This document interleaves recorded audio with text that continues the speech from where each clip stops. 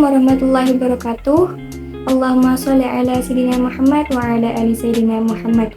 Yang saya hormati Kepala Yayasan Universitas Islam Zainul Hasan Genggong, Kiai Haji Muhammad Hasan Mutawakil Alallah SHMM. Dan yang saya hormati Rektor Bapak Abdul Aziz Wahab BAMAG. Dan yang saya hormati Kaprodi PAI Bapak Ahmad Humaydi MPDI. Dan yang saya hormati selaku penemu metode pasti aksi Hanifida Dr. Hanifuddin MAG dan Dr. Khairatul Idawati MPDI. Dan yang saya hormati dosen pengampu mata kuliah materi PAI MTS atau MA Ibu Puspiana Arisanti MPDI. Dan yang saya hormati kepada orang tua saya yang telah mendidik saya sampai detik ini dan teman-teman saya yang saya sayangi. Perkenalkan, nama saya Adinda Syafitri dari Fakultas Tarbiyah Prodi PAI kelas 4A. Di sini saya akan menjelaskan peta imajinasi dengan tema strategi pembelajaran, yang mana strategi pembelajaran itu adalah siasat yang sengaja direncanakan oleh guru agar pelaksanaan pembelajaran berjalan dengan efektif dan efisien. Strategi pembelajaran ini terdapat 5 jenis strategi pembelajarannya. Yang pertama itu langsung, yang mana strategi pembelajaran langsung merupakan strategi yang berpusat pada gurunya. Pada strategi ini, guru biasanya menggunakan metode ceramah dalam menyampaikan materinya. Ya, seperti biasa, guru menyampaikan materi dan peserta didik hanya mendengarkannya, seperti itu. Kemudian, strategi yang kedua yaitu strategi tidak langsung. Strategi pembelajaran tidak langsung, yang mana peran guru di sini hanya sebagai menjadi fasilitator. Jadi keterlibatan siswa yang lebih ditekankan dalam melakukan pembelajaran seperti observasi dan penyelidikan, seperti itu. Kemudian strategi yang ketiga, interaktif. Interaktif ini merujuk kepada bentuk diskusi dan saling berbagi di antara peserta didik. Contohnya seperti membuat tugas kelompok. Nah, kan dengan begitu akan melatih siswa untuk saling memberikan argumen terhadap materi yang diberikan. Kemudian strategi pembelajaran yang keempat yaitu empirik. Strategi pembelajaran empirik atau strategi pembelajaran melalui pengalaman. Strategi ini berorientasi pada aktivitas dalam artian proses belajar, bukan hasil belajar. Contohnya, seperti pembelajaran di luar kelas dapat dikembangkan melalui metode observasi, maka siswa akan memperoleh gambaran pendapat umum tersebut. Kemudian, strategi pembelajaran yang kelima yaitu mandiri. Mandiri ini merupakan strategi pembelajaran yang bertujuan untuk membangun inisiatif masing-masing peserta didik untuk mandiri dan meningkatkan kemampuan masing-masing peserta didik. Selanjutnya ada metode pembelajaran. Metode pembelajaran ini sebenarnya ada banyak, tetapi dalam buku yang saya baca itu ada 11. Yang pertama, metode ceramah. Ya, seperti yang saya katakan tadi dalam strategi pembelajaran langsung. Jadi sebenarnya strategi dan metode pembelajaran itu saling berkaitan, seperti itu. Metode ceramah ini ya guru menyampaikan materi dan murid mendengarkannya. Kemudian metode yang kedua yaitu tanya jawab. Pendidik memberikan pertanyaan kepada peserta didik, seperti itu. Kemudian yang ketiga, metode diskusi. Guru memberikan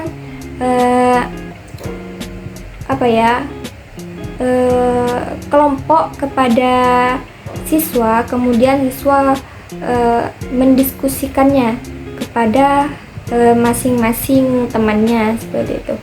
Kemudian yang keempat, metode pemberian tugas. Jadi guru memberikan tugas kepada peserta didiknya. Kemudian yang kelima yaitu metode demonstrasi. Jadi metode demonstrasi ini merupakan pembelajaran yang penyampaian materinya itu menggunakan media, tergantung dari materi yang akan diajarkan. Contohnya dalam mata pelajaran olahraga dengan materi bola voli. Jadi pendidik menjelaskan dengan memperagakan materi dengan menggunakan bola voli tersebut.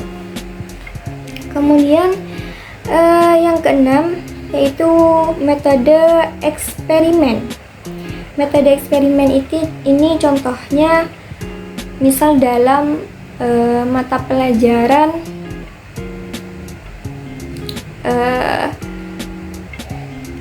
IPA, mata pelajaran IPA, seperti membuat eksperimen lampu paralel gitu. Jadi itu kan bereksperimen berhasil atau tidak, seperti itu. Kemudian metode dikte. Metode dikte ini guru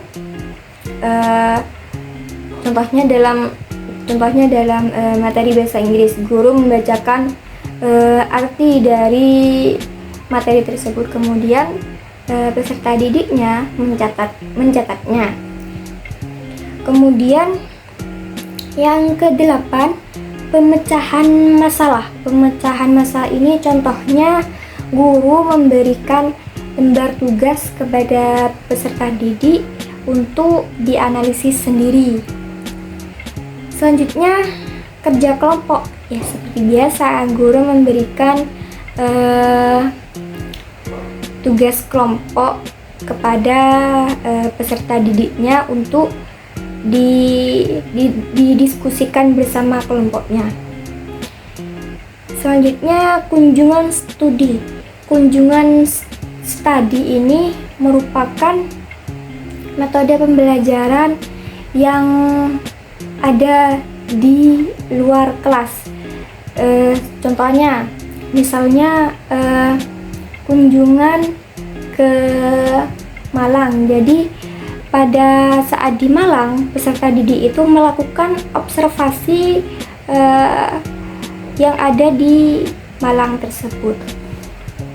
Seperti itu. Kemudian yang ke-11, yang terakhir, ada metode pembelajaran quantum learning. Jadi quantum learning ini adalah penguasaan pendidik terhadap situasi di ruang kelas, baik dari cara berbicara terhadap peserta didik agar peserta didik itu merasa nyaman. Kemudian ada evaluasi pembelajaran. Evaluasi pembelajaran ini dilakukan untuk mengukur sejauh mana pengetahuan dan keterampilan siswa dalam menerima materi dan arahan dari seorang guru dengan dilakukannya uji tes kemampuan. Nah, jadi evaluasi ini terbagi dalam dua macam, yaitu teknik tes dan teknik non-tes. Yang teknik tes yaitu ada formatif dan sumatif. Formatif ini merupakan tes yang dilakukan pada akhir pembelajaran. Seperti pada akhir pembelajaran, guru menanyakan kepada peserta didik terhadap materi yang sudah dipelajari, melihat sejauh mana peserta didik ini memahami terhadap materi yang disampaikan tersebut. Kemudian teknik tes sumatif. Teknik tes sumatif ini tes yang dilakukan pada akhir semester, yaitu seperti UTS dan UAS, seperti itu. Kemudian yang teknik non-tes yaitu seperti observasi dan wawancara. Kemudian ada strategi pembelajaran yang menyenangkan atau bisa disebut dengan joyful learning. Jadi strategi pembelajaran joyful learning ini merupakan strategi yang digunakan para pengajar untuk menciptakan suasana pembelajaran yang enjoy, nyaman, dan menyenangkan. Akan tetapi tetap masih fokus pada tujuan pembelajarannya. Contohnya, seperti dalam materi seni budaya, sekolah menyediakan fasilitas alat musik, maka itu akan mendorong peserta didik untuk lebih semangat dalam belajar. Selanjutnya, ada strategi pendidikan Islam. Yang pertama ada niat ibadah, bahwa dalam proses pendidikan seorang pendidik hendaknya memasang niat dalam hatinya bahwa proses pendidikan yang hendak dilaksanakan merupakan ibadah yang bertujuan untuk hanya mengharapkan ridho dari Allah, menghilangkan kebodohan dan menghidupkan agama, karena Islam akan hanya berjaya dengan ilmu pengetahuan. Kemudian strategi pendidikan Islam yang kedua yaitu berorientasi pada masa depan. Jadi kehidupan manusia penuh dengan dinamika perubahan di segala lini.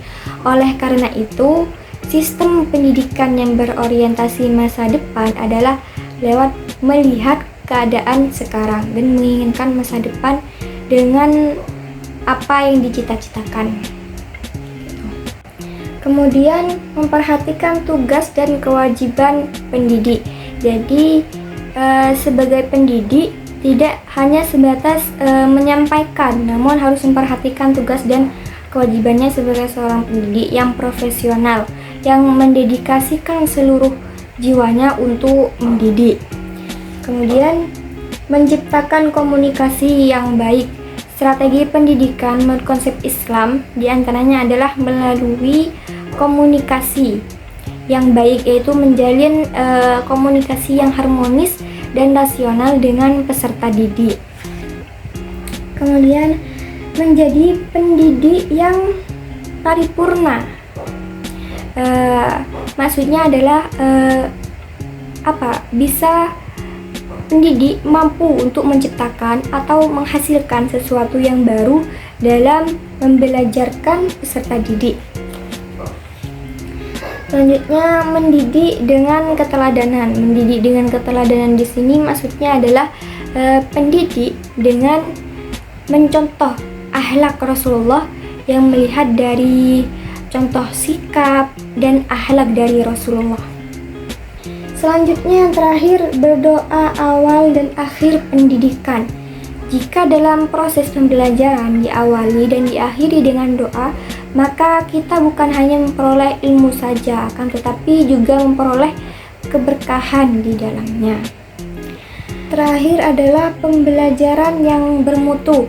Pembelajaran yang bermutu adalah pembelajaran yang dapat mencapai tujuan pembelajaran. Tujuan pembelajaran itu sendiri merupakan turunan dari tujuan pendidikan, seperti peserta didik aktif, kreatif, dan mandiri dalam pembelajaran, dan juga pembelajaran yang kondusif dengan suasana yang menyenangkan dan berkesan bagi peserta didik. Begitu. Itulah beberapa penjelasan saya mengenai strategi pembelajaran.